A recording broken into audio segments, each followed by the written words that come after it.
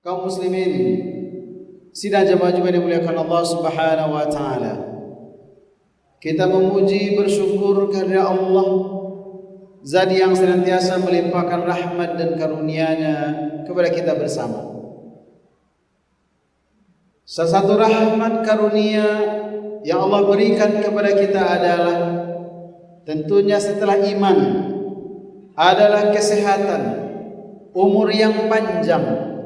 Sehingga dengan karunia itu, alhamdulillah, hari-hari yang kita lewati insyaallah adalah hari-hari yang penuh dengan ketaatan, dengan amal soleh, kebajikan.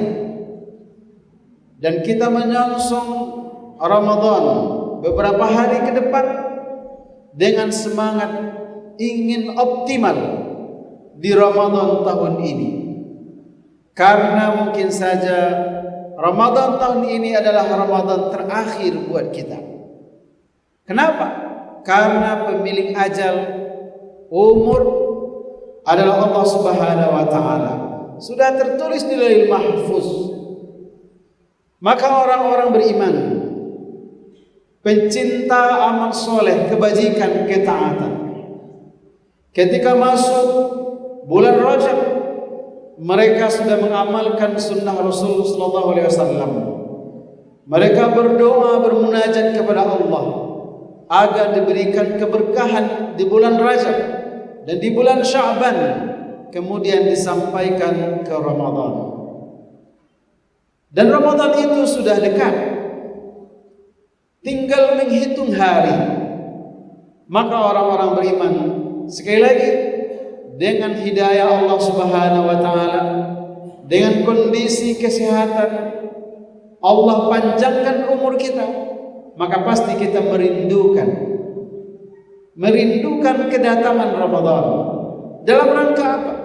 Dalam rangka optimalisasi, memaksimalkan peluang beramal di hari-hari yang agung, di hari-hari yang mulia, di hari-hari yang amal soleh kebajikan yang mungkin secara fikih dikatakan sunnah, ternyata memberikan efek pahala sama seperti ibadah wajib. Tidak ada momentum amal soleh kebajikan yang secara fikih dikatakan sunnah tetapi pahalanya menjadi sama dengan amalan wajib kecuali di hari-hari Ramadan. Maka wajar orang-orang beriman merindukannya. Kaum muslimin, sidang jemaah Jumat dimuliakan Allah Subhanahu wa taala. Ramadan sesuai dengan namanya adalah membakar. Membakar apa? Secara zahir memang Ramadan itu membakar dalam artian situasi, suasana dulu di awal-awal cuaca sangat panas, terasa panas terik. Dan kayaknya tahun ini juga hampir sama. Cuaca begitu panas, begitu terik, membakar fisik kita. Dan mungkin efek dari itu, kita begitu merasa haus, kita begitu berat untuk menahan haus dan lapar. Tetapi itulah Ramadan. Dia adalah ujian, dia adalah latihan untuk merasakan bagaimana susahnya, bagaimana kehidupan para fakir, orang miskin yang mungkin tidak makan, tidak minum, bukan sehari dua hari, tetapi berhari-hari. Tetapi Ramadan secara maknawi adalah membakar dosa, membakar kesalahan, menghapuskan keburukan-keburukan yang mungkin pernah kita lakukan, yang itu di mata Allah dianggap dosa atau kesalahan. Maka wajar orang-orang beriman menginginkan kehadiran Ramadan itu. Kaum muslimin, sidang jemaah dimuliakan Allah Subhanahu wa taala. Sebagaimana khatib sampaikan di awal tadi, keutamaan Ramadan ketika kita beramal, beribadah yang mungkin secara fikih bernilai sunnah, ternyata di mata Allah Subhanahu wa taala dilipat gandakan pahalanya, sama seperti amalan wajib. Bahkan dalam sebuah hadis qudsi Allah Subhanahu wa taala berfirman, Rasul bersabda, "As-siyamu li wa ana ajzi bih." Puasa itu adalah untukku, kata Allah Subhanahu wa taala, dan saya yang akan memberikan balasan atau ganjarannya, kata Allah Subhanahu wa taala. Hadis ini memberikan pesan bahwa mungkin saja orang melakukan ibadah puasa, kalau dibandingkan misalnya dia berdua atau bertiga, keikhlasannya mungkin sama, keseriusannya dalam beribadah mungkin sama, tetapi mungkin karena beban yang dia hadapi, persoalan yang menimpa dirinya selama dia berpuasa itu berbeda-beda, maka pasti pahalanya berbeda-beda di mata Allah Subhanahu wa taala. Kaum muslimin sidang jamaah Jumat yang dimuliakan Allah Subhanahu wa taala. Oleh karenanya kita orang-orang beriman mesti menyiapkan diri semaksimal mungkin menyambut datangnya Ramadan. Apa amalan-amalan yang akan kita kerjakan selama Ramadan di luar ibadah puasa mesti kita rencanakan sejak awal. Berapa orang kita akan memberikan perbukaan selama Ramadan mesti kita rencanakan sejak sekarang. Bukan ketika Ramadan sudah datang, bukan karena ada orang mengajukan permohonan, bukan karena pengurus masjid mengumumkan akan ada buka bersama bersama, tidak. Tapi kita rencanakan. Ibadah itu direncanakan sejak awal. Berapa kita akan berinfak, bersedekah selama Ramadan harus kita rencanakan. Berapa kali kita akan khatam Quran selama Ramadan mesti kita rencanakan, mesti kita buat target. Kenapa?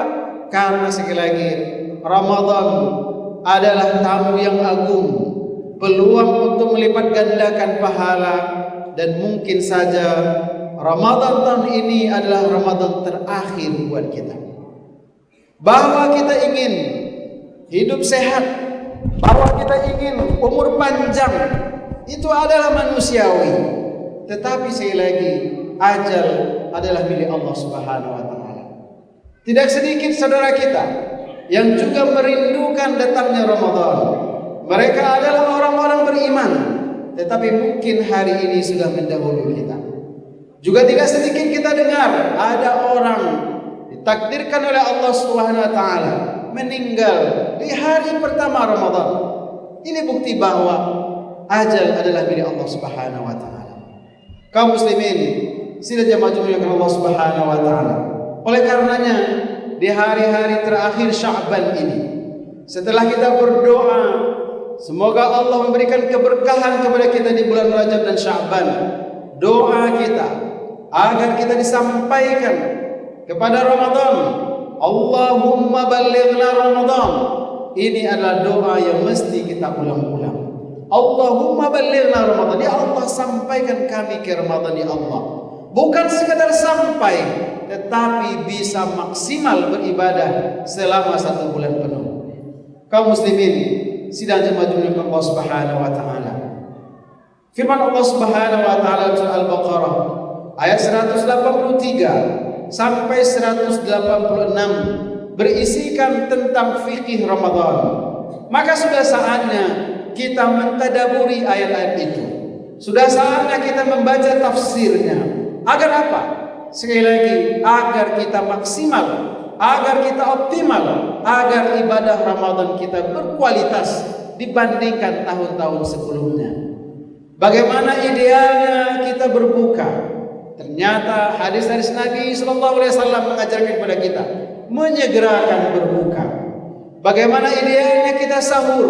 Ternyata hadis-hadis yang sahih mengajarkan kepada kita bahwa sahur itu ditakhirkan di ujung-ujung sebelum datangnya subuh atau masuknya waktu imsak. Bagaimana idealnya kita memperbanyak membaca Al-Quran? Karena Ramadan adalah syahrul Quran, bulan diturunkannya Al-Quran. Adalah Rasulullah SAW dalam hadis yang menjelaskan bahwa di bulan Ramadan beliau mengulang hafalannya, mensetorkan hafalannya kepada Jibril alaihissalam. Adalah para sahabat di hari-hari Ramadan menyibukkan diri dengan membaca Al-Quran, dengan menghafal ayat Allah Subhanahu wa taala. bahwa mereka adalah para mubaligh yang sehari-hari ada kerjanya berdakwah. Ternyata para sahabat, para tabi'in mengkhususkan hari-hari Ramadan adalah hari-hari istirahat dari ceramah, dari berdakwah, tetapi mengkhususkan hanya untuk beribadah, membaca Quran, berzikir, salat tahajud, salat sunnah, bertasbih, memuji Allah Subhanahu wa taala. Kaum muslimin sidang jamaah Allah Subhanahu wa taala adalah para sahabat, adalah para tabi'in salafus saleh mengkhususkan 10 hari terakhir Ramadan seoptimal mungkin, maksimal beribadah dengan i'tikaf, berdiam diri di masjid, beribadah khusus. Bahkan sebahagian mereka meninggalkan urusan dunia. Ini membuktikan bahwa Ramadan adalah peluang untuk optimalisasi beribadah. Maka sekali lagi, kita sebagai umat Nabi Muhammad yang barangkali diberikan kemudahan oleh Allah Subhanahu wa taala dengan rezeki yang mungkin lebih dari cukup, sudah diharuskan untuk memastikan Ramadan tahun ini lebih optimal. Apakah kita memungkinkan Ramadan sekalian umrah di Masjidil Haram, di Masjid Nabawi? Tentu insya Allah itu akan melipatkan ganda pahalanya. Adalah Rasulullah SAW dalam hadis mengatakan, al-umrah fi Ramadan, umrah di bulan Ramadan kal hajj, pahalanya sama seperti ibadah haji. Siapa yang tidak merindukan, menginginkan pahala seperti pahala ibadah haji? Ternyata ada peluangnya di bulan Ramadan dengan beriktikaf, dengan beriktikaf di Masjidil Haram, dengan umrah. Ternyata itu melipat gandakan pahala. Andai kita tidak punya kemampuan untuk umrah di bulan Ramadan, kita pastikan paling tidak 10 hari terakhir Ramadan kita beriktikaf di masjid. Kita tinggalkan urusan dunia kita ambil cuti besar untuk memastikan Ramadan tahun ini insya Allah jauh lebih bermakna, jauh lebih berkualitas, optimal dalam beribadah dibandingkan tahun-tahun sebelumnya. Fa'tabiru ya ulil absar la'allakum turhamun. Allah berfirman dalam surah Al-Baqarah ayat 186, lanjutan dari ayat-ayat sebelumnya yang berbicara tentang Ramadan. Allah menjelaskan kepada kita umat Nabi Muhammad SAW, kalau seandainya mereka bertanya kepadamu ya Muhammad tentang diriku, kata Allah Subhanahu wa taala, fa inni qarib, maka sesungguhnya aku sangat dekat, kata Allah Subhanahu wa taala. Bahkan dalam ayat lain dikatakan aqrabu min hablil warid, lebih dekat dari urat leher. Sebegitu dekatnya Allah dengan hamba-Nya. Allah jelaskan, ujibu da'watad da'i idza da'ani, saya kabulkan doa-doa yang mereka lantunkan kalau mereka bermohon atau berdoa, kata Allah Subhanahu wa taala. Kaum muslimin, para ulama tafsir menjelaskan ayat ini ada korelasinya, ada munasabahnya dengan ayat sebelumnya yang berbicara tentang Ramadan. Korelasinya adalah bahwa di bulan Ramadan kita diwajibkan untuk berpuasa. Di bulan Ramadan adalah peluang untuk beramal, peluang untuk melipat gandakan pahala. Dan ternyata di bulan Ramadan ada momen-momen, ada waktu-waktu khusus, yang mana waktu itu adalah waktu doa-doa mustajab, sangat dikabulkan, besar peluangnya didengar dan dikabulkan oleh Allah Subhanahu wa taala. Di antara momennya itu adalah ketika kita akan berbuka. Di antara momennya itu adalah sepertiga malam. Di antara momennya itu adalah ketika kita sahur. Di antara momennya itu adalah 10 hari terakhir Ramadan. Di antara momennya itu adalah di hari-hari ganjil, di malam-malam ganjil 10 hari terakhir Ramadan, yaitu di malam Lailatul Qadar. Siapa yang akan mendapatkan itu semua? Tidak ada kecuali orang-orang beriman, orang-orang yang beriman yang membuktikan imannya dengan puasa, yang membuktikan imannya dengan amal soleh, dengan ketaatan. Bahwa Allah Maha mendengar hari ini, sebelumnya sampai hari kiamat tetap Allah Maha mendengar. Siapapun yang berdoa pasti Allah dengar. Tetapi apakah Allah ketika mendengar akan mengabulkan doa-doa kita? Allah akan memilihnya. Dan di antara yang akan dipilih oleh Allah itu adalah orang yang berdoa di hari-hari Ramadan, orang yang berdoa di momentum waktu-waktu yang mustajab di hari-hari Ramadan. Ini juga adalah dalil betapa kita ingin membutuhkan, merindukan kedatangan